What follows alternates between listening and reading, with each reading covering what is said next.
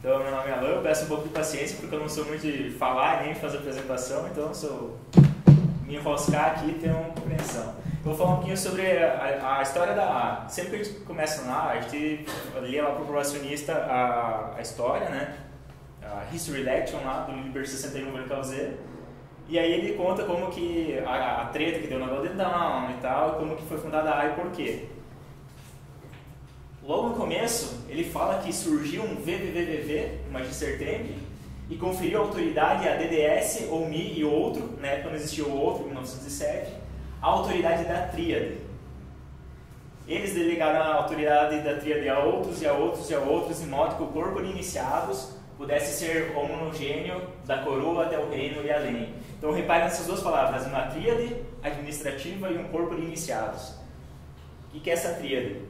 Essa tríade veio da estrutura da Golden Dawn. Então tu tem o Imperator, que é quem comanda a ordem, que toma as decisões mais administrativas, o Cancelários, que é o secretário, que é o cara que responde as cartas de quem entra em contato, que arquiva lá os juramentos, os documentos, diz quem que é membro, quem que não é, sabe qual é o grau de cada um.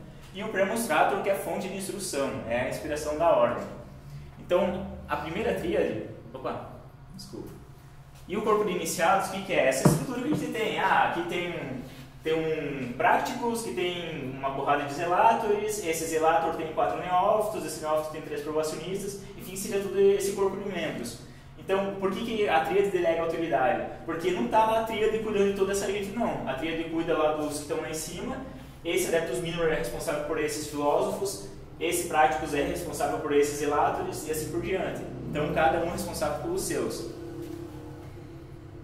Então, a primeira tríade foi formada por essas 3 pessoas. O Crowley era o Imperator, né? Ele usava o mote dele de Adeptus Major, mas ele já era o Magister Temple. George Cecil Jones era o Premonstrator, a fonte de instrução, porque ele foi o primeiro professor, ou o segundo professor do Crowley. O outro era o Alan Bennett, e o Cancelários era o Capitão Fuller. O Fuller ele foi recrutado porque ele gostou da poesia do Crowley, ele gostava um pouquinho de yoga e acabou se envolvendo com eles nessa empreitada de começar a A. Então ele foi, acho que, o primeiro a assinar o juramento do probacionista. Então essa foi a primeira estrutura que teve. O Fuller, apesar de ser só um probacionista, ele recebeu um Adeptus Minor honorário só para ele poder exercer a função de Cancelários, porque na época tu teria que estar na ordem interna, na segunda ordem para exercer essas funções aí. Só que o que aconteceu? Vou deixar aqui melhor. O que aconteceu? Eles começaram a atrair um pouco de atenção indesejada, né? Eles lançaram o Equinox em 1909, começaram a lançar, na verdade, e aí eles publicaram todos os rituais da Golden Dawn. Aí já arrumaram treta lá com o Mathers, com o Westcott, que era um maçom influente, enfim, eram pessoas ali que tinham vários contatos. Aí eles começaram a ter vários problemas, aí eles fizeram os ritos de Eleusis para celebrar os 7 planetas. Aí o que acontecia? O pessoal ia lá, assistia aquela cerimônia, que já era meio esquisita para quem não conhece. O pessoal tomava um chá que estava batizado. E aí alguns jornalistas falaram bem, outros falaram, não, isso é uma seita, uma coisa do diabo, enfim, o papo que existe até hoje. E aí, para piorar, um jornal ele publicou um artigo insinuando uma possível relação afetiva entre o George Cecil Jones e o Crowley. E aí o George Cecil Jones entra com um processo contra eles, o Crowley era para depor, mas ele não queria se envolver e se queimar ainda mais, e ele simplesmente não depõe, ele perde o processo e ele fica magoado e sai da A. O Fuller também não queria essa tensão indesejada que eles estavam tendo, então ele segue o amigo dele e vai embora, e resta esse cara. Então, se vocês pegarem os livros dessa época, no Imprimatur só vai ter um cara lá com o Imperator, que é o Crowley. Às vezes ele coloca também N-Fra AA, que é Nemo Frater AA, que seria o Magister Temple, que é ele. Enfim, ele está sozinho, não tem nenhuma tríade. Aí ele só vai formar uma nova tríade lá em 1919. O curioso é que ele coloca o George Cecil Jones, que não estava mais na A, ainda como fonte de instrução, porque de fato ele foi professor do Crowley. Mas aí entra esse novo Cancelários, que é o Charles Stansfield Jones. O Achad, não sei como sensual, né? Esse aí é a vida passada do Ney Mato Grosso. Seduzindo. Aí, nessa época ali, eles publicaram o Equinócio Azul, eles começaram a recrutar mais gente e tal. E essa tríade, ela durou até 1936, só que eles não publicaram muita coisa, porque o Crowley já tinha esgotado a fortuna, não tinha grana para livro, mais nada. E aí, em 1936... Não realizou de nada disso, não. Em 1936... Isso aqui é normal. Como? Esse dedo gigante. Alexandre ficou empolgado. Que as coisas que ele repara, né? Alexandre ficou empolgado, né? Como é que é médio dele? Aí o Frater Achad, em 1936, ele começou a falar mal do Crowley, falar mal de Telemann, e o Crowley foi lá e cortou ele. Então, ele deixou de ser da A. Então, quando o Crowley faleceu, ele era o Imperator, ficou sozinho, solitário, tadinho dele. E ele nunca criou uma nova tríade para ele. Agora, ó, esse aqui é o último Imprimatur que tem uma tríade. Aí tu olha, nossa, olha que galera, tem 10 pessoas ali. Mas aí você vai ver aqui, ó, colégio interno, o colégio Sumi. 93 é Aiwas, é o SAG do Crowley, então vou contar como Crowley. Se vocês acham que o SAG não ser a parte, então o honorário não conta. 666 é o Crowley, do Megatherium, então é 1. 777 é o número do moto do Achad, então é 2 pessoas. Ordem interna, é a Martha Kuntzel, 3 pessoas. O Mi é o Crowley, é o mesmo, 3. O SV é o Crowley, de novo. Parcival é o Achad, de novo, só tem 3 pessoas. Aí na ordem externa, este moto aqui é do George Cecil Jones, que nem estava na A, mas beleza, eu vou colocar 4. Perduraba, o Crowley já está, Achad de novo. Tem 4 pessoas sendo que o irmão que saiu, então todo esse corpo de iniciados são 3 pessoas. E abaixo, claro que deveria ter outros estudantes, mas quem olha diz, nossa, que legal, mas é enganador. O corpo de iniciados. Então, a A veio ao público em 1909, antes eles ainda estavam estruturando o sistema, e aí na época tinha o Magister Temple, o Crowley, tinha o Adeptus Exemplos, que era o George Cecil Jones, e 12 probacionistas, que era o Victor Newburgh, o Fuller e outros que entraram na primeira leva, o Inman, que veio para o Brasil, o Sper também, esse ano. E aí em 1910 já tinha 3 neófitos. Quem chegou a neófito foi o Victor Newburgh, o Inman e um tal de Leonard que nunca apareceu nos livros, então acho que ele não ficou muito tempo. E já tinha 21 probacionistas. E lá em cima continuavam os mesmos. 1911, saiu fora o George Cecil Jones. Teve um cidadão aqui que é muito curioso. Ele ficou um ano de probacionista, chegou a neófito, de repente, alguns meses, pá, Adeptus Minor. E sumiu. Então ninguém sabe o que aconteceu com ele. Talvez foi só um reconhecimento honorário também. Aí tinha 3 neófitos e 41 probacionistas, tirando o Fuller que saiu fora. Cara. Mas não existia estudante nessa época. Oi? Não existia. Não existia. Aliás, O estudante aparece por exemplo, naquele tutorial ali, já é o Equinox número 7, não é? Vamos ver. O que tem currículo É nesse ano que começou É o editorial que ele fala assim, tá foda, não tá dando, então aí a gente... Mas aí por quê? O cara fala que eu quero entrar. Por que tá foda? Olha quantos instrutores tem. Pois é. E olha quantos probacionistas. Acho que foi em 1912 que saiu o grau de estudante, para dar uma amenizada. Então nessa época o Victor Newburgh já tinha chegado ao Zelator, entrou um neófito novo e tinha essa galera de probacionistas. Mudou muito não. Vocês já repararam, mas lá no certificado de probacionista tem um campo número. Antigamente eles preenchiam um número mesmo. Só que aí ele parou lá no 88, depois se perderam e só registraram os nomes e datas. Beleza. Aí, em 1913, ele fez tipo um levantamento da situação dos membros. Aqui tem todo mundo que foi registrado, então em 1912 fechou com 51 membros. O número 88 foi registrado em 1913. Eu não consegui o nome de quem estava nesses 2 anos. Mas é legal que quando ele fez o levantamento, ele tinha todos os documentos dos juramentos, ele começou a fazer anotações. Aí ele dizia, duvidoso, deixa eu ver, aqui um passou para neófito. Esse aqui, ó, olha o que ele fala, é uma mera puta procurando por emoção. Não é só um que ele fala isso. Mas é uma mulher? É uma mulher. Eu queria conhecer a metafórica. Olá, desculpa perguntar, mas de onde veio essa documentação? É da coleção Mortlake, dos Estados Unidos. Aí eles têm lá, tipo, patente da UTO, tem um monte de parada lá. Esse aqui eu não consigo. Eu perdi contato com ele. Um tolo incurável. Duvidoso. É um teosofista e publicador e editor. Então, a maioria dos juramentos está tudo duvidoso. Então, de todos aqueles probacionistas, poucos vingaram. E aí, aconteceu a Primeira Guerra Mundial. Aí fudeu. Tinha poucos instrutores. O contato era difícil, era tudo muito caro. Existia telefone, mas, né? Pô, se há 30 anos atrás o telefone era difícil, imagine há quase 100. E o que aconteceu também nessa época foi que o Crowley foi para os Estados Unidos para trabalhar com a UTO lá. Então a grande fonte de instrução não estava ali, só tinha um zelator, alguns neófitos e estava todo mundo meio desligado. Então a AA ficou meio que em recessão. Aí chegou 1919, aí eles começaram um movimento novo, vamos publicar o Equinox novo, volume 3. Aí eles vão lá, publicam, fazem um trabalho legal de juntar a AA com a OTO, tem um monte de livre maneiro, colocam lá todo o programa de estudos da AA. O Achad entrou na trilha administrativa, eles estão reformulando as coisas, mas aí o que acontece? Quando eles vão lançar o número 2, eles não têm dinheiro para pagar. A editora vai lá e destrói todos os originais e eles não conseguem lançar. E o que é pior, a editora vai à falência. E aí, quem queria entrar em contato com a AA, no endereço do editor, não tinha mais editor porque falhou a empresa. E aí, como é que faz? Não tinha mais forma de contato com a AA. No Equinox vai para a editora que faliu, e os Equinox antigos também tinham um endereço no escritório que o Crowley não era mais dono. Então, como é que tu entra em contato com a AA? Isso aí é igual mandar carta para o endereço do Calendo.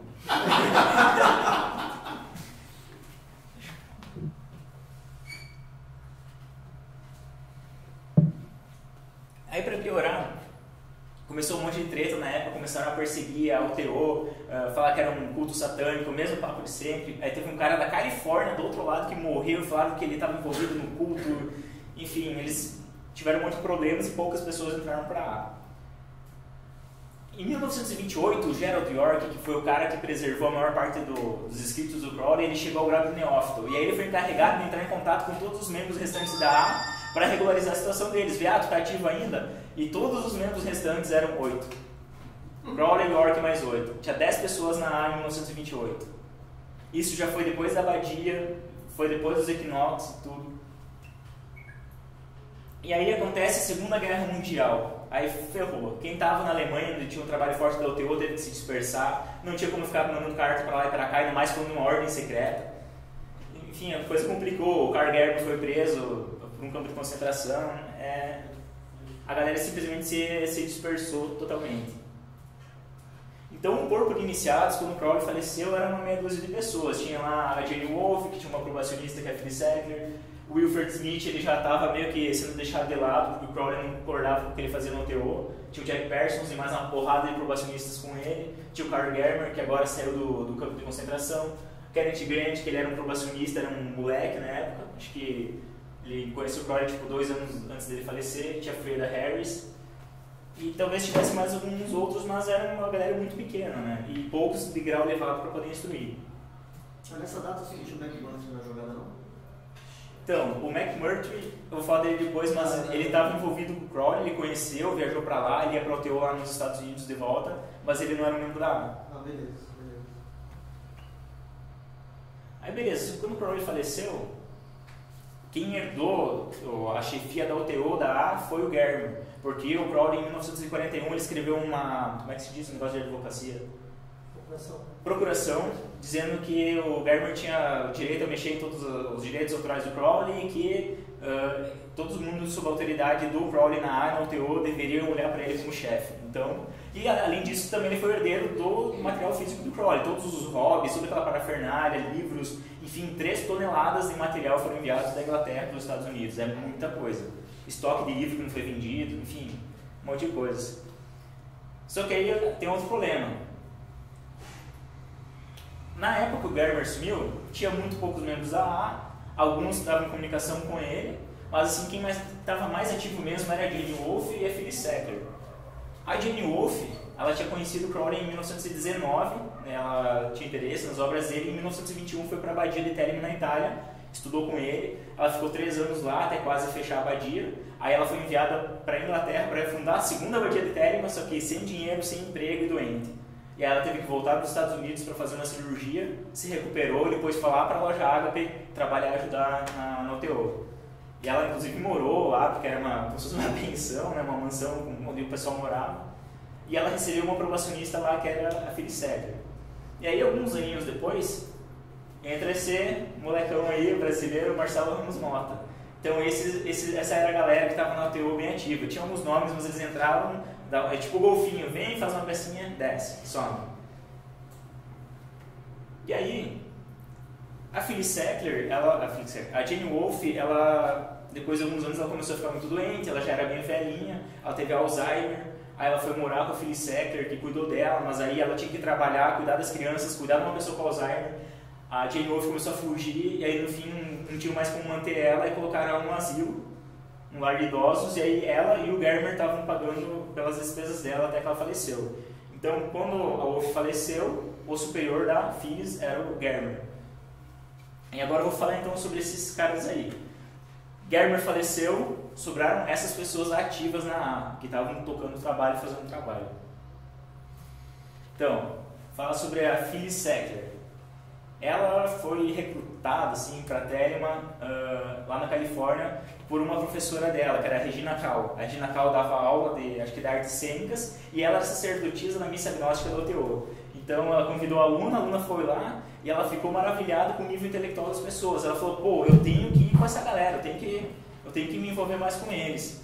E aí ela começou a participar, ela casou com outro membro da UTO, que era o Paul Sackler, daí o sobrenome dela, que é Pratt, ou de solteiro dela, mas ela sempre usou esse sobrenome pro resto da vida.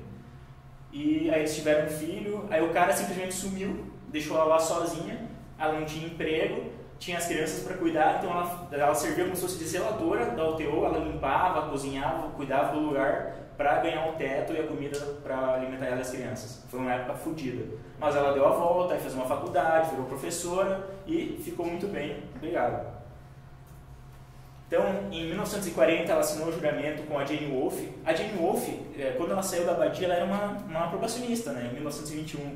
Aí, lá pro ano 40, 20 anos depois, quase, ela manda uma carta pro Crowley. Pô, eu quero receber probacionista, mas eu não sou uma neófito, como é que eu faço?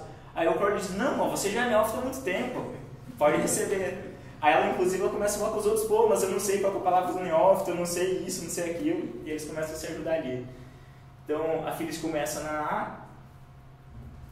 Aí em 48, um documento curioso, o Germer, isso aqui foi alguns meses depois que o Crowley faleceu. O Germer não tinha recebido toda aquela tonelada de material. E aí o York manda para ele um trecho de um documento chamado de Constituição da Ordem dos Selenitas. E ali diz que no caso da nossa morte, o Frater Saturnus, que é o Karl Germer, e qualquer outras pessoas que ele possa designar, devem fazer um conselho.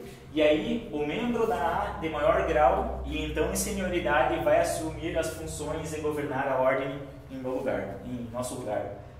Só que esse documento falava da ordem dos Selenitas, mas aí fora de contexto, quando mandaram para ele, parece que fala da A. Então, o Karl Germer é o novo líder da A. Aí ele tem a procuração e ele tem esse documento para embasar, né, a liderança dele. Beleza.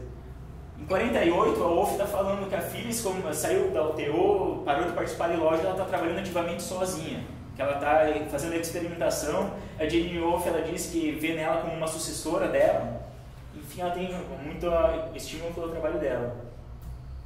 E aí, em 52, o Germer manda essa carta para a Wolfe dizendo que ele tem certeza que a Phyllis passou pelo Adeptus Minor algum tempo atrás. E depois ele fala com a própria Phyllis que você chegou até o Senhor de Tiferet, e aí dali em diante, isso é 52, eles só ficam falando sobre as nuances do anjo. Essa é a base das cartas deles, eles começam a se visitar, o Gerber já está morando na Califórnia, eles moram perto, ele está em West Point, e ela é ali por Sacramento, aquela área. Enfim, eles ficam ali discutindo isso. Aqui está o documento original da Constituição, datilografado da Constituição da Ordem dos Selenitas. Veja que ele está falando de outra ordem. Antigamente, esse documento mais antigo, ele fala de outros magistertentes aqui, que todo mundo saiu fora, e só ficou o Karl Germer. Agora fala do Mota. Então, 1952, a Phyllis Sackler é um Adeptus Minor, teve a experiência do anjo. 53 aparece o Mota. O Mota, ele foi estudar nos Estados Unidos, ele foi em Baton Rouge, ele estudou literatura inglesa. E aí ele era membro da FRA no Brasil, então ele viu um retrato lá do Crowley, quis saber mais e acabaram colocando ele em contato com o Karl Germer. Ele adorou aquilo e entrou para lá, foi lá, assinou o juramento, visitou o Karl Germer várias vezes. Só que no começo ele estava estudando, então tinha pouco tempo, ele tinha que se virar com dinheiro. Aí ele tinha uma namorada que eles terminavam o relacionamento e voltavam o tempo todo, tiveram 2 filhos. Aí o Karl Germer ficava falando, ela é um vampiro, se separe dela. E aí ele dizia que ia se separar, ia e voltava, enfim, era um rolo. Mas em 59, o Mota começou a trabalhar ativamente. Aí ele começou a se dedicar.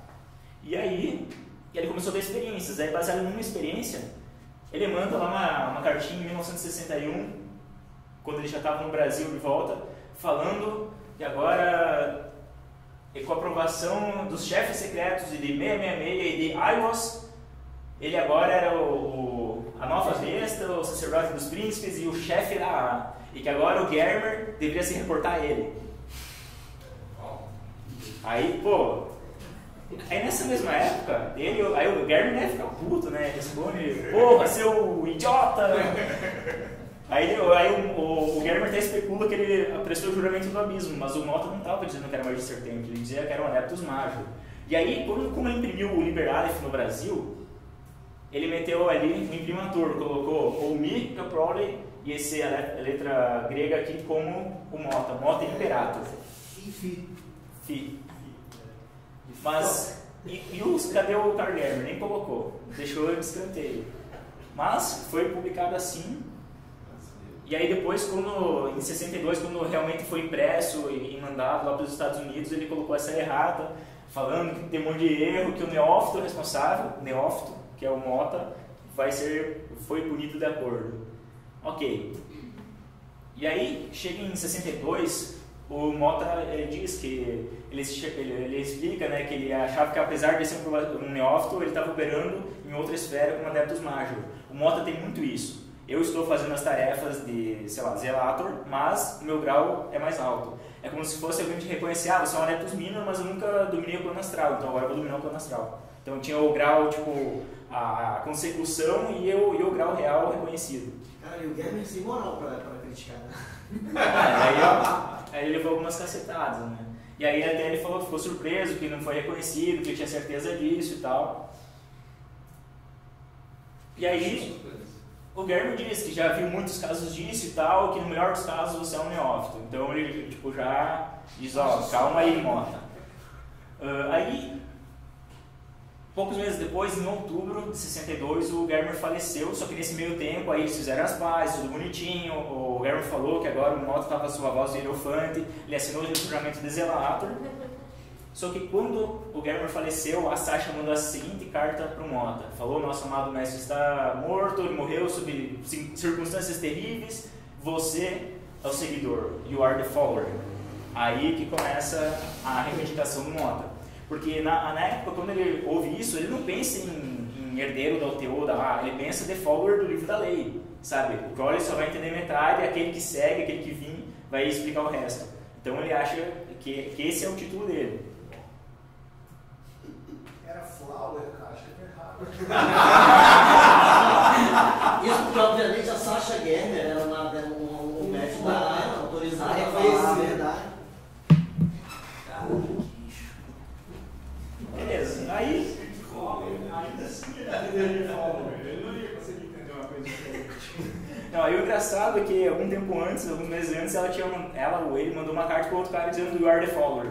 Aí tem 2 followers, mas o Mota só foi descobrir isso muitos anos depois, lá em 87, até que publicou isso no livro. Mas beleza, o Mota estava sozinho em 62, ele não se envolvia com a Filisecker, eles eram meio brigados, e aí ele não tinha os juramentos dos outros graus.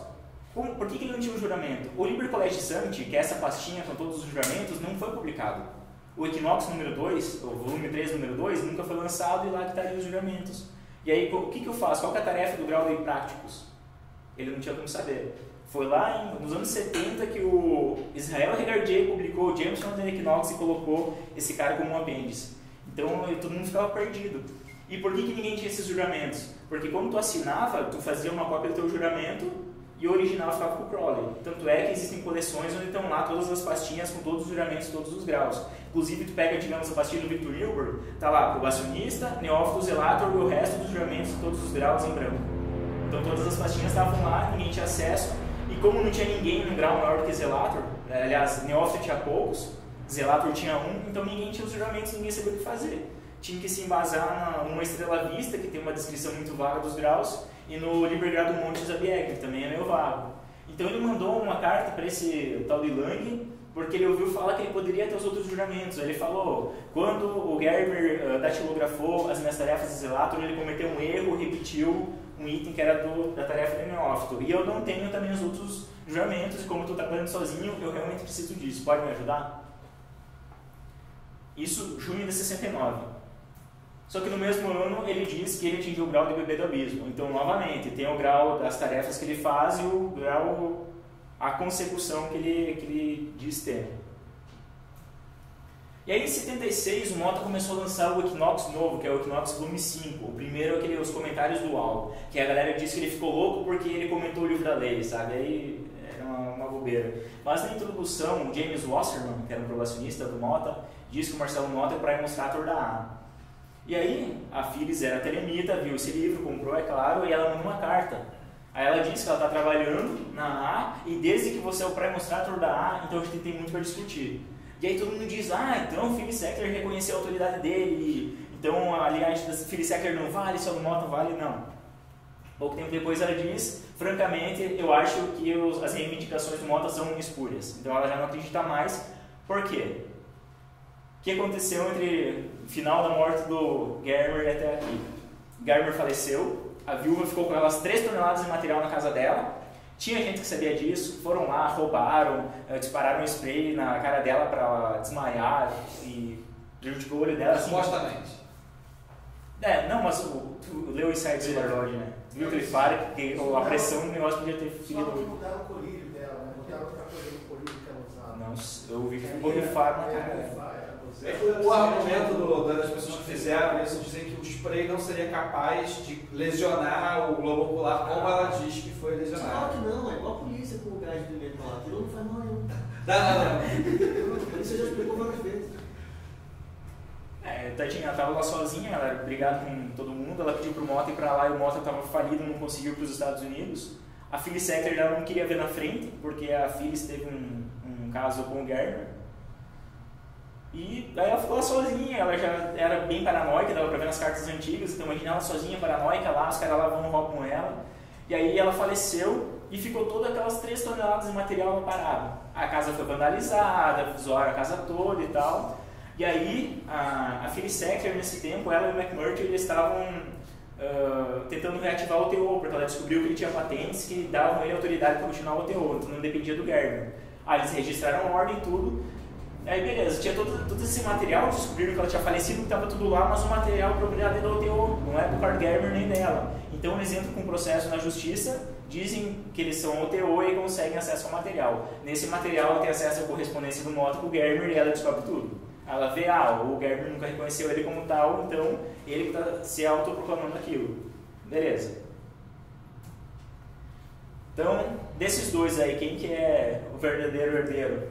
De um lado tem a Phyllis Sackler, que do ponto de vista dela, ela é Adeptus Minor, ou membro em senioridade, por isso ela poderia ser a nova chefe da A. Do outro tem o Mota, que ele recebeu aquela carta dizendo que ele é o seguidor. Aí, enfim, o que aconteceu? Ninguém foi reconhecido como autoridade central, ela recebeu um monte de gente, ele recebeu um monte de gente, e aí começou a divisão em linhagens. Aqui é só algumas cabeças as mais famosas. Então, Phyllis Sackler, em 1970, recebeu o marido dela, McMurtry, como um probacionista. Ele assumiu o juramento de Magister Templi. Aí ela quis expulsar ele da A porque ele não fazia porra nenhuma. Mas ele falou, não. É verdade. Ela escreve isso. Que porcaria, cara. Sua esposa e sua superior. Você vai passar por trás. Ela parece um urso, cara. Foto dele. Ele fez cagada.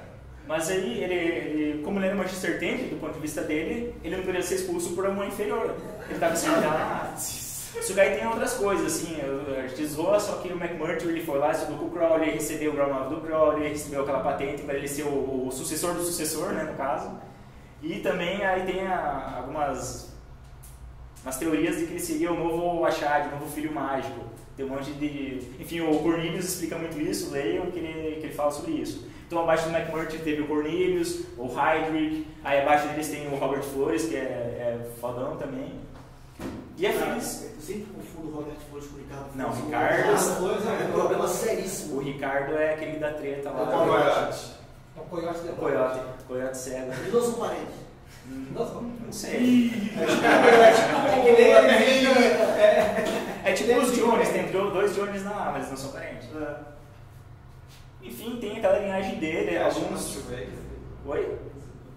Aqui é o Cipriano. É muito parecido.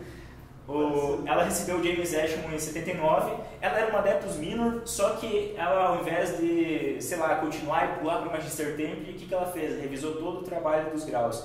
Então ela e o Ashmore sentaram junto, começaram a revisar, um validando o progresso do outro, para cumprir todas as tarefas e todos os graus e ter a A realmente estabelecida. Só que no final da vida dela, ela e o Ashman brigaram, não sei porquê. Eles, antes de brigar, eles fundaram também o Temple of Thelema, que é uma Golden Dawn telemizada. Então eles tinham a tinham o College of Thelema, que é uma escola, e o Temple of Thelema, que é uma ordem, um grupo.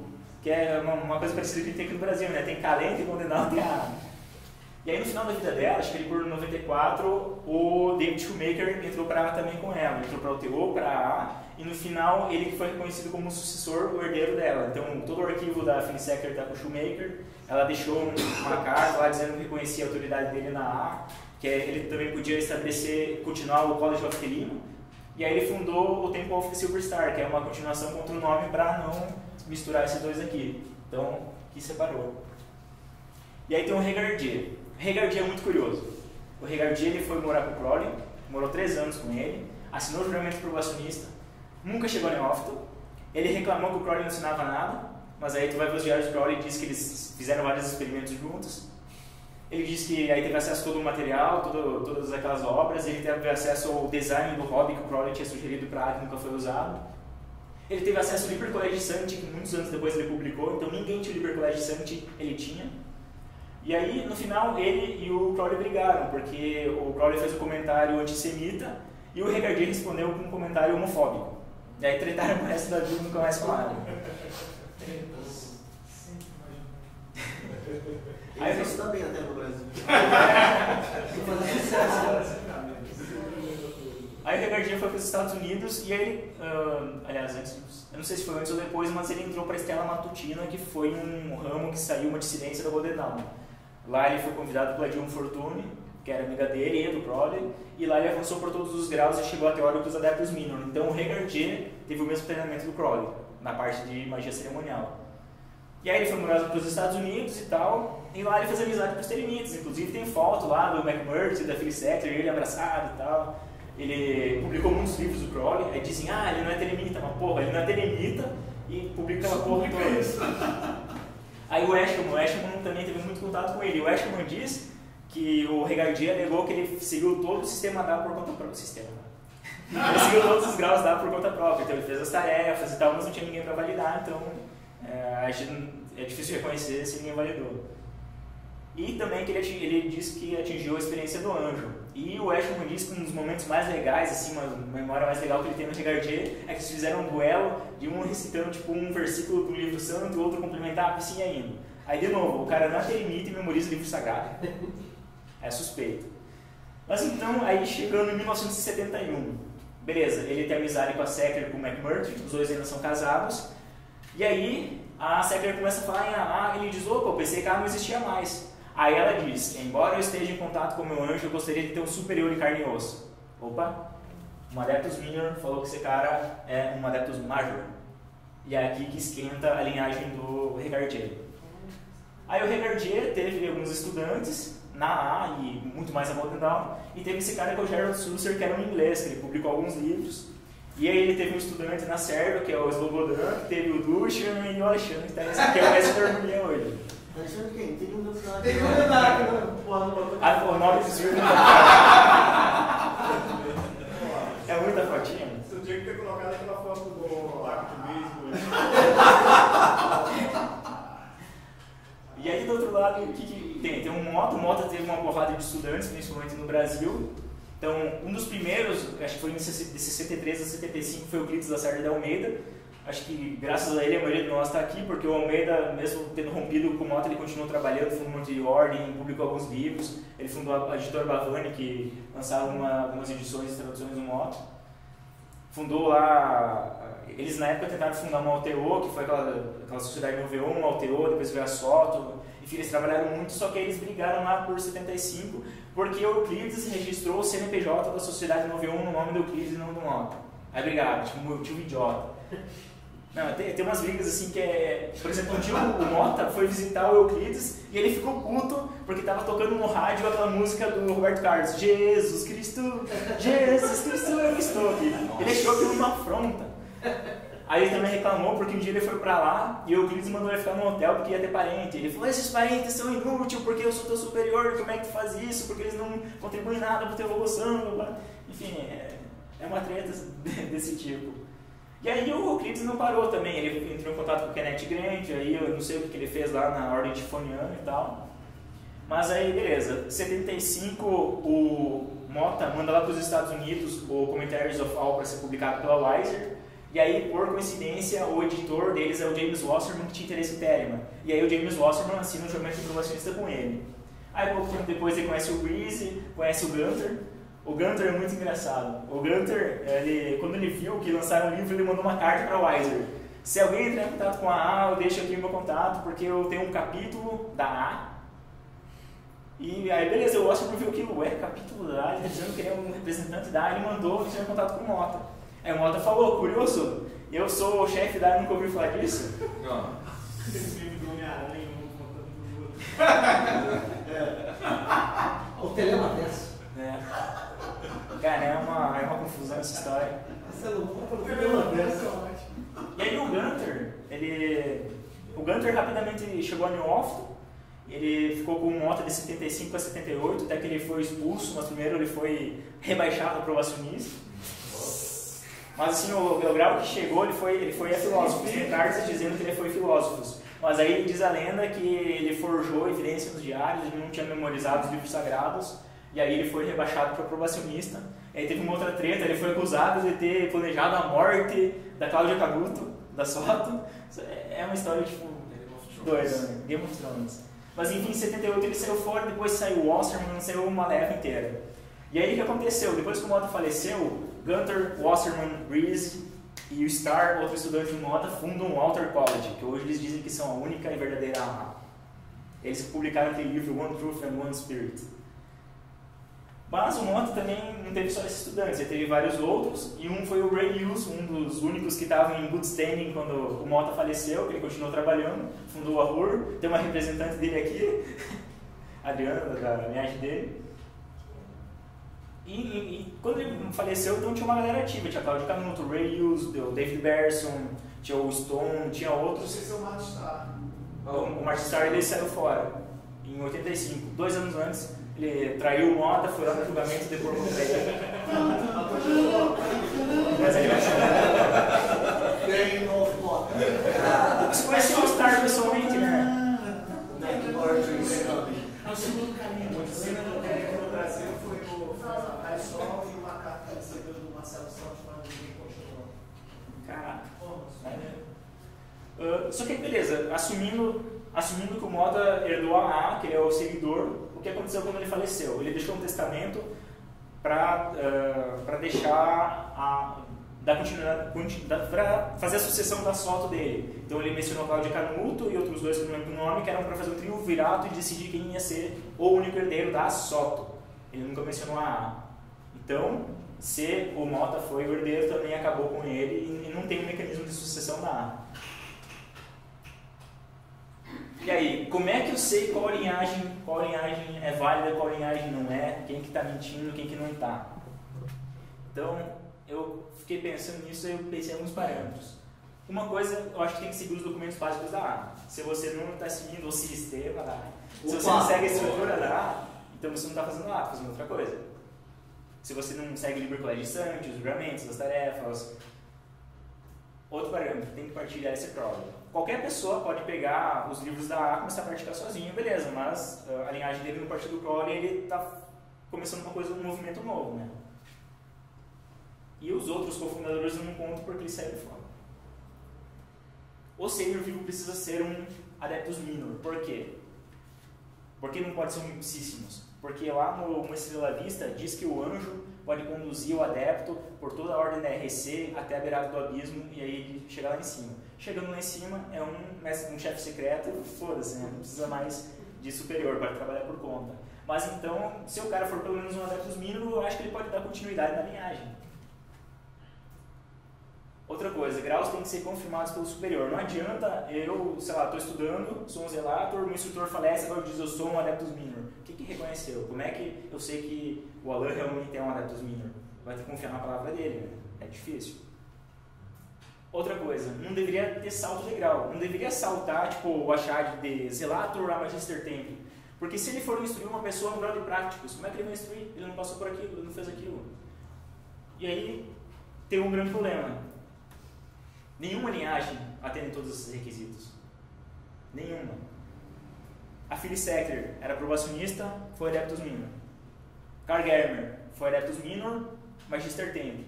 Ele fala nas cartas, que nem o Peu comentou antes, que ele não sabia fazer o ritual do pentagrama. Ele vai pedir ajuda da Wolf para instruir o Mota. E ele falou que nunca assinou juramento nem nada disso, que ele não se importava com isso. McMurtry também, probacionista, Magister Temp. Enfim, não teve nenhuma pessoa que seguiu passo a passo o sistema da A, que ensinou outro, que ensinou outro, que ensinou outro, e chegou até os dias de hoje.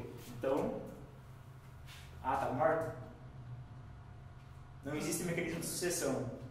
Acabou. Só que, olha hoje o que acontece. Na época do Crowley tinha meia dúzia de louco. Hoje, cara, quantos contatos vocês recebem por mês na chancelaria?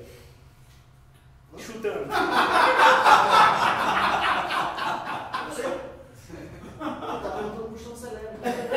A galera tá fazendo fila para entrar na aula porque não tem neófito. Tem uma galera. Isso é uma linhagem, imagina o mundo todo. Então tem muita gente. É o que nem dizem, o rei está morto, vida longa ao rei. Então a A está bombando hoje em dia muito mais do que foi na época do Crowley. E a outra provocação. A gente tem que ficar naquele sistema rígido que foi criado há 100 anos atrás. O sistema não tem que evoluir. Se eu evoluir, ele é a A ainda, que a gente estava discutindo antes. Então isso aí foi só uma visão geral da história. Dá para ficar tipo, até de noite, bebendo, contando. Mas isso aí é álcool. Fofoca no bar. Isso aí.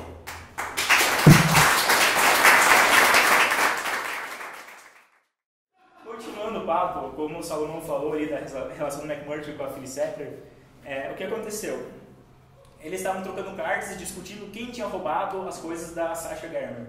Eles estavam estudando, aí o McMurtry chegou muito perto de descobrir que foi a Solar Lodge, que era um movimento ali que ninguém conhecia na época.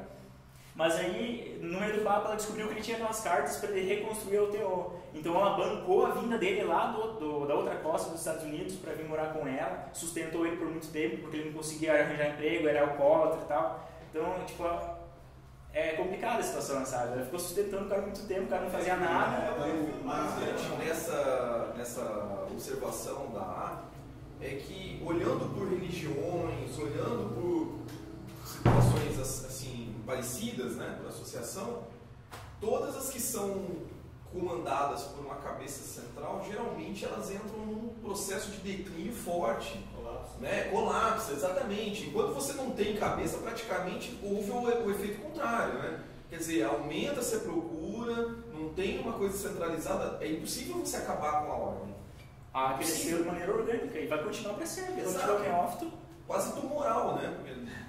Tem direção para onde, quem vai ser, que lá. Essa é a experiência ocidental, né? Fora do Ocidente, as linhagens são longas e preservam relação de autoridade com facilidade. O Peu apresentou um trabalho, quando foi?